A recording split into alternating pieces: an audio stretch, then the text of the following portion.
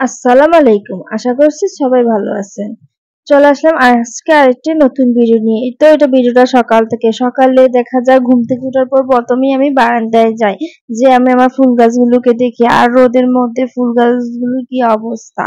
এই তো এটা হচ্ছে বাজার থেকে পলি মাছ আনছে। তো পলি মাছগুলো আসলে পরিষ্কার করে নিয়েছি। এখন ফ্রিজে রেখে আর এখানে ২ টা কবুতরও আনা হয়েছিল। তো ২ টা কবুতরকে আমি গরম পানি দিয়ে নিচ্ছি। গরম পানি দিয়ে এখন কবুতর দুটোকে পরিষ্কার করে নিব। গরম পানি দেওয়ার ফলে দেখা যায় কবুতরগুলো খুব সহজে পরিষ্কার হয়ে যায়। এই তো এখন আগুনের মাধ্যমে ছেঁকা দিয়ে নিচ্ছি কবুতরটাকে যেন সব কবুতরের পশম থাকলে সেগুলো বের হয়ে যায়। তো কেটে ধুয়ে পরিষ্কার করে নিয়েছি কবুতরটাকে। আজকে কবুতর রান্না করব। কবুতরটা আলু দিয়ে ঝোল রান্না করবো। তো প্রথমে পেঁয়াজটাকে আমি ভেজে নিয়েছি। তারপর তেজপাতা দিয়ে দিলাম, আদা রসুন বাটা দিয়ে দিলাম, দিয়ে এখন নেড়ে চেড়ে নিচ্ছি। আর কবুতর মাংস কিন্তু খেতে অনেক ভালো লাগে আলু দিয়ে রান্না করলে। তো লাল মরিচের গুঁড়া, হলুদের গুঁড়া, লবণ দিয়ে দিলাম। এখন দিয়ে দিচ্ছি পরিমাণ মতো জিরার গুঁড়া। এই তো অল্প একটু পানি দিয়ে দিলাম, দিয়ে এখন মশলাটাকে ভালোভাবে কষিয়ে নিব। আর এভাবে কিন্তু কবুতরের মাংস রান্না করলে খেতে অনেক মজা লাগে। এই তো মশলাটাকে কষিয়ে এখন কবুতরটাকে দিয়ে দিচ্ছি। আর দেখা যায় কবুতরটা কেটে ধুয়ে নিলে ভালোভাবে পরিষ্কার করে নিলে রান্না করতে বেশিক্ষণ লাগে না। অল্প সময়ে কিন্তু কবুতর রান্নাটা হয়ে যায়। আর কবুতর কিন্তু অনেক ভালো, অনেক পুষ্টি থাকে কবুতর মাংসে। আর বাচ্চাদের জন্য বিশেষ করে কবুতরের মাংসটা বেশি ভালো। এতেও আমি মাংসটাকে ভালোভাবে কষিয়ে নিচ্ছি। এতো এখন আলু দিয়ে দিব। ছোট ছোট পিস করে আলুটা কেটে নিয়েছি। এখন আলু দিয়ে নেড়ে চেড়ে নিচ্ছি।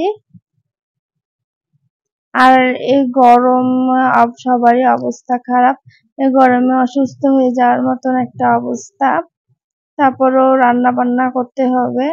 এবং রান্নাঘরে দেখা যায় প্রচুর গরম, ভিডিও করতে অনেক কষ্ট লাগে। তো সবাই একটু সাপোর্ট করেন, আমার পাশে থাকেন। যারা আমার নতুন ভিডিওটি দেখতেছেন আমার চ্যানেলটাকে সাবস্ক্রাইব করে আমার পাশে থাকেন। এই তো ঝোল দিয়ে দিলাম কবুতরের মাংসে, ঝোল দিয়ে দিছি। এখন ঝোলটা শুকিয়ে আসলে তারপর ওটা আর কি নামিয়ে নিব। এখন দিয়ে দিলাম ভাজা জিরার গুঁড়া। মাংসটা যখন হয়ে আসবে তখন ভাজা জিরার গুঁড়াটা দিলে একটু ভালো লাগে, মাংসের স্বাদটা ভালো হয়। এত ঢাকা দিয়ে দিলাম। এই তো আমার মাংসটা হয়ে গেছে। এই তো আমাদের আজকে দুপুরের খাবার। আর সাথে ডাল রান্না করে নিয়েছি আর ভাত। এই তো এতটুকুই আজকে করা হয়েছে দুপুরের রান্না। তো দুপুরের খাওয়া দাওয়াটা করে নিয়ে তারপর আজকে মজার টক মিষ্টি ঝালের আমের আচার তৈরি করব। এই তো আমগুলোকে ছুলিয়ে নিয়েছি। আর এখন আমগুলোকে পিস পিস করে কেটে নেওয়া হচ্ছে। আর আমের মধ্যখানে আটিও হয়েছে, শক্ত আটি হয়ে গেছে। এই তো আমের আচার তৈরি করে নিব। দেখা যায় রাত্রে ভিডিও করলে দেখা যায় অন্ধকার আসে ভিডিওটা, তার জন্য দুপুরে খাওয়া দাওয়ার পরেই আমগুলোকে কেটে নিচ্ছি আর আমের আচারটা তৈরি করে নিব। আপনাদের সাথে শেয়ার করছি কিভাবে আমের আচারটা তৈরি করলাম আমি খুব সহজেই। এতো আমগুলোকে এখন ছোট ছোট পিস পিস করে কেটে নেওয়া হচ্ছে। এতো চুলায় একটা ফ্রাই প্যান বসিয়ে এর মধ্যে সরিষার তেল দিয়ে দিলাম, তারপর দিয়ে দিলাম শুকনা মরিচ। তো দিয়ে এগুলো একটু ভেজে নিচ্ছি। প্রথমে মরিচগুলোকে একটু প্রথমে ভেজে নিব। তারপর মরিচটা একটু লাল লাল হয়ে আসলে তারপর আমি আরেকটু সরিষার তেল দিয়ে দিব। এখন দিয়ে দিব সরিষা বাটা। আমের আচারে কিন্তু সরিষা বাটাটা দিলে ভালো লাগে। এই তো সরিষাটা বাটাটা দিয়ে দিলাম। দিয়ে এখন এটা ভালোভাবে দিয়ে দিচ্ছি সরিষা বাটাটাকে বাটি থেকে। আর দেখতেই পাচ্ছেন কতটুকু সরিষা বাটাটা দিলাম। যারা আচার বানাতে চান দেখে বুঝে নিবেন। এতো এখন দিয়ে দিলাম আদা রসুন বাটা। ফ্রিজ থেকে নামিয়েছিলাম যার কারণে এটা শক্ত হয়ে আছে আদা রসুন বাটাটা, তো কেটে আর কি দিয়ে দিলাম। এতো আদা রসুন বাটাটা আমি একসাথেই করে নিয়েছিলাম, ওইটা আর কি দিয়ে দিলাম। এতো এখন দিয়ে দিচ্ছি কেটে ধুয়ে রাখা আমগুলো। আর আমগুলো থেকে ভালোভাবে পানিটা ঝরিয়ে নিয়েছি। এখন দিয়ে দিব লবণ, স্বাদ অনুযায়ী একটু লবণ দিলাম, দিয়ে দিচ্ছি হলুদ। হলুদটা দিলে আমের কালারটা দেখতে সুন্দর আসবে। এখন দিয়ে দিচ্ছি চিনি। আমের আচার কিন্তু খিচুড়ির সাথে খেতে অনেক ভালো লাগে, আবার খিচুড়ি ছাড়াও কিন্তু খেতে ভালো লাগে। তো খিচুড়ির সাথে বৃষ্টির দিনে যদি একটু খিচুড়ির সাথে আমের আচার হয় তাহলে কিন্তু অনেক ভালো লাগে, তার জন্য আর কি আমের আচারটা তৈরি করে ওইটা আমি ফ্রিজে রেখে দিব। ফ্রিজে রেখে দিলে অনেক দিন পর্যন্ত খাওয়া যাবে, নষ্ট হবে না। এই তো এখন আবারও কিছুক্ষণ পর পর নেড়ে দিতেছি। এই তো এখন আবার আমটাকে ভালোভাবে নেড়ে দিচ্ছি। সবাই দেখছি কত সুন্দর সুন্দর আমের আচার তৈরি করতেছে, তাই ভাবলাম আমিও আমের আচারটা তৈরি করে নিই, খাওয়া যাবে, খিচুড়ির সাথে মজা করে খাওয়া যাবে আর কি। সেজন্য আমি অল্প করে আচারটা তৈরি করতেছি। এই তো আমার আচারটা প্রায় হয়ে এসেছে, দেখতে পাচ্ছেন কতটা সুন্দর কালার এসেছে। এখন আমি 5 ফোড়নের গুঁড়াটা দিয়ে দিব। 5 ফোড়নটা আমি টেলে নিয়ে তারপরে শিলপাটায় বেটে নিয়েছি। নিয়ে সেই 5 ফোড়নের গুঁড়োটা আমি দিয়ে দিচ্ছি। শিলপাটায় বেটে নিলে মশলার স্বাদটা ভালো আসে।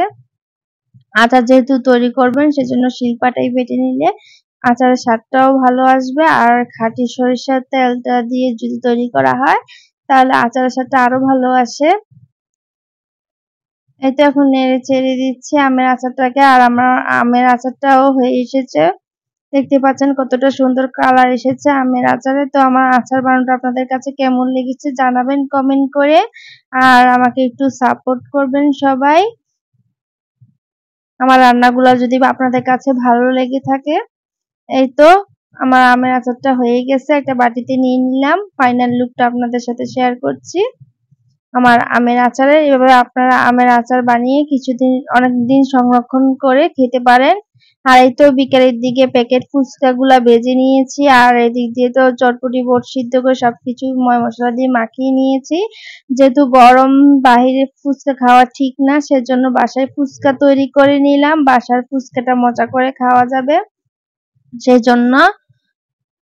আর আমি কয়েকদিনের ভিডিও মিলিয়ে তারপর শেয়ার করতেছি। দেখা যায় কবুতর মাংসের ভিডিওটা আমার কিছুদিন আগের, তারপর আচারটা আমার কালকের আগের দিনের ভিডিও, আর ফুচকাটাও 2 দিন আগের ভিডিও। দেখা যায় মোবাইলে রেখে দিয়েছিলাম আপনাদের সাথে শেয়ার করব বলে, তাই আপনি এখন আপনাদের সাথে শেয়ার করে দিচ্ছি। তো আমার ভিডিওটি কেমন লেগেছে জানাবেন। এই তো আর ভিডিওটা বেশি বড় করি নাই। আপনারা আমার ভিডিওটি আশা করছি ফুল ভিডিওটি দেখবেন, যদি ভালো লেগে থাকে। এই তো আমি ফুচকাগুলো খেয়ে নিচ্ছি, সবাই মিলে আর কি খাচ্ছি। বাসার ফুচকার মজাই আলাদা আর বাহিরেরটার মজাই আলাদা। যেহেতু গরম বাহিরটা খাওয়া ঠিক হবে না, সেজন্য বাসারটা খেয়ে নিচ্ছি, বাসায় তৈরি করে নিয়েছি যত কষ্টই হোক না কেন। এই তো এখানে পরিবারের সবাই মিলে ফুচকা খেয়ে নিচ্ছি, সবাই সবার মতন করে। আর এই তো এটা হচ্ছে বিকালের দিকে আমি বারান্দায় গিয়েছিলাম, অনেক ফুল ফুটলো দেখলাম, একটু করে আপনাদের সাথে শেয়ার করলাম। এই নয়নতারা ফুল গাছে দেখা যায় অনেকগুলো ফুল ফুটে। সকালের দিকেও ভিডিও করেছিলাম, দেখা যায় রোদের জন্য ফুলগুলো ভালোভাবে দেখা যাচ্ছিল না। তো কেমন লেগেছে আমার ফুলগুলো জানাবেন। ফুলগুলো দেখা যায় বেশি যত্ন করা লাগে না, একটু রোদে থাকলে আর একটু নিয়মিত পানি দিলেই অনেক ফুল ফুটে মাশাআল্লাহ দিলে। তো আজকে আর ভিডিওটি বেশি বড় করব না।